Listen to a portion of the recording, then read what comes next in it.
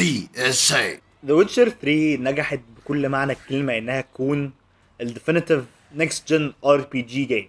لا ده The Witcher عدت اللقب ده وبقت The definitive next gen game. اللعبة فيها مجهود مبذول خرافي من اول الستوري تيلينج لحد السايد جيمز اللي في اللعبة عبقرية من ناحية الميوزك، من ناحية الستوري تيلينج، من ناحية الجيم بلاي، من ناحية الفيجوالز. اللعبة تخطت التوقعات في كل حاجة، طلعت فعلا زي ما كان نفسنا واكتر كمان. دي لعبة قدرت تتكلم على قضايا كبيرة جدا زي سخافة من الحرب ومعدومية المعنى فيها، والفروق ما بين الناس اللي عايشين في بلاد مختلفة وازاي بيبصوا لبعض لان انا احسن منه وهو احسن مني ومش عارف ايه، والعنصريه ما بين الالفز والدورفز والهيومنز اللي هم المفروض ريبريزنتيشن للبشر بشكل عام كلهم، لان كلهم كائنات حيه، كلهم بيفكروا وكلهم زي بعض في الاخر. الافكار دي كلها اللعبه بتتناقش عنها بكل سلاسه وذكاء وسهوله ومن غير اي تكلف او مشاكل في السايد كويستس، مش حتى في المين كويست. ده يعني ده من صعب جدا ان انت تكتب قصه تشد وتخلي الواحد يتعلق بيها في المين كويست. تخيل قد ايه صعبه ان انت تعملها في كويست شخصيات انت متوقع ان هم يبقوا وان دايمنشنال بطريقه غريبه، ومش متوقع منهم اكتر من ان هم يدوك كويست تروح تعملها وتاخد اكسبيرينس وخلاص خلصت كده. بتقابل الكاركترز دي وتكتشف لا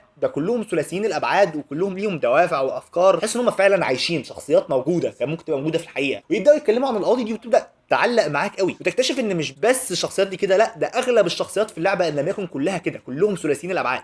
وده شيء مذهل بعد كل ده، بعد ما في لعبه ليها جيم بلاي مذهل وسايد كويست مذهله وميوزك جباره وفيجوالز تحفه، وقدروا يعملوا سايد جيم حلوه، سايد جيم مش ممله ومش مستفزه وما تحسش ان حد لزقها جوه اللعبه غصب عنهم وعملوها تلصقه كده وخلاص عشان يبقى في سايد جيم في اللعبه. انا اقصد طبعا جوينت والادمنوها كلهم فاهمين قصدي. تلاقي في حد بعد كل ده طالع يكلمك عن ان اللعبه اتعمل لها داون جريد، اللعبه الفريم ريت بتاعها نزل، الفريم ريت بتاع اللعبه ليه مش اعلى من كده او ليه مش عارف ايه، ومتضايق ومتغاظ ومحسسك ان اللعبه سيئه جدا. عرفت اللي هو انت واقف قدامه بتبص له تعبيط ولا ايه، انت مجنون. بعد كده تبدا تركز ان تاريخ الجيمنج كله لما ما تاسسش على لعب شكلها حلو، الفريم ريت بتاعها عالي، ما كانش الناس بتقيم اللعبه العبقريه دي على اساس كده، او الناس كانت بتقيم اللعب دي على اساس جيم بلاي بتاعها حلو والقصه بتاعتها حلوه. اللعبه دي شدتني، اللعبه دي بقيت اميرسد جوه العالم بتاعها وبقيت ناسي الواقع بسببها. يا جدعان لسه الحمد لله في لعب لحد دلوقتي بتنزل بالشكل ده، من اول بيبرز بليز لحد ماينكرافت، والناس بتلعبها وبتدمنها. مقياس اللعبه مش الفيجوالز بتاعتها. عايز تفهم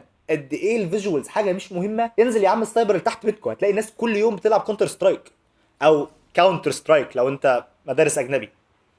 فيجوالز مش مقياس لمدى اهميه وحلاوه اللعبه، لا ده مقياس لشكل اللعبه عامل ازاي بس مش اكتر. لما الناس كانت بتعمل ريفيو للعب زمان كان برزنتيشن جزء منها مع جيم بلاي وستوري تيلينج وميوزك، لو انت جامد قوي يعني بتتكلم عن الميوزك وبتفهم، ناس تلاقي قله قليله بتتكلم عن الميوزك الناس دي بتفهم، بالتالي ما تاخدش الفيجوالز كمقياس. ودي كارثه ظهرت في الفتره الاخيره بسبب طاعون حصل. فاهمين ان الكلمه دي هتضايق ناس كتير قوي، بس هم فاهمين ان $1000 على الاقل يعني اللي هو صرفها واتشكلت في شكل جهاز عنده في الاوضه وراح كده اللي هو بص له ايوه انا بقيت بي سي اليتست، عندي جهاز جامد جدا وعلى قد ما جهازي جامد انا جامد، ومتضايق بقى لما اللعبه ما تنزلش نفس الفريم ريت اللي هو عايزه او الفيجوالز اللي هو عايزها. ايه ده ليه جهازي الجامد جدا اللي فهمني الوهله ان انا جيمر جامد جدا عشان صرفت عليه بالهبل مش مشغلها زي ما انا عايز. بص يا ابني يا حبيبي، لو انت متضايق من اللي انا قلته او متضايق من شكل ذا ويتشر، روح اعمل حاجتين. اولا روح احضن جهازك كده واقعد طبطب عليه واسال نفسك كده وانت بتبص له اللي هو يا انا صرفت كتير قوي عليه ده ومش عارف اشغل لعب زي ما انا عايز. اقعد اهري وانكت كده لحد ما يحصل لك اشتعال حراري لوحدك تنفجر من كتر الغيظ. واعمل حاجه تانية هتساعدك قوي ان انت تتخطى الموقف ده. هتفتح يوتورنت اللي عندك على الجهاز، اللي انا متاكد ان هو عندك على الجهاز، وتروح لداونلودز وتبص على ذا ويتشر 3 وايلد هانت، هتلاقي معمول لها ستوب عشان انت مش عايز تعمل لها سيد، بغض النظر ان انت من غير اللي كان عمل لك سيد عمرك ما كنت هتوصل لها. واقعد بص لها كده واسال نفسك هو يعني ايه جيمر، ويعني ايه احترم جيم ديفلوبر طالع عينه عشان يطلع لي برودكت محترم، ويا ترى ليه في جيم ديفلوبرز مش عايزين ينزلوا اللعب بتاعتهم على بي سي. واسال نفسك كده ليه سي دي بروجكت ريد اخذت موقف من الاول خالص وقالت يا جدعان احنا مش بنعمل لعبه على اساس ان احنا نركز على الفيجوالز، لا احنا بنعمل لعبه قصه قويه ولعبه قويه بشكل عام، عايزين نعمل الديفينيتيف ار بي جي جيم. اسال نفسك عادي وافهم ايه معنى الجمله اللي فاتت دي. وطبعا لو انت واحد بلاي ستيشن بلاير زي كده او كونسول جيمر محترم اكس بوكس 1 وملطوط في فريم ريت او اي حاجه من النوعيه دي عشان في مشاكل ضئيله في اللعبه وهي نازله، افهم ان انا ما بتكلمش عن الموضوع ده خالص. ايوه طبعا من حقك انت طالب ده يتصلح، لان دي مشكله، دي غلط. وانجوي اللعبه، لان ذا ويتشر 3 فريم ريت او مش فريم ريت، فيجوالز او مش فيجوالز، ناس مبسوطه او ناس متضايقه، لعبه عبقريه. المدينه يعني هي التاون هتتفتح لك على طول، استنى وروح لويلس السميث الدورف وخد الكويست اللي عنده، انا هتلاقيني معلمها على الماب.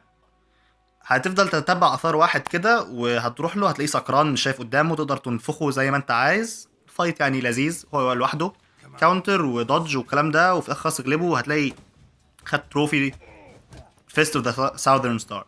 اللذيذ في التروفي ان ده ريفرنس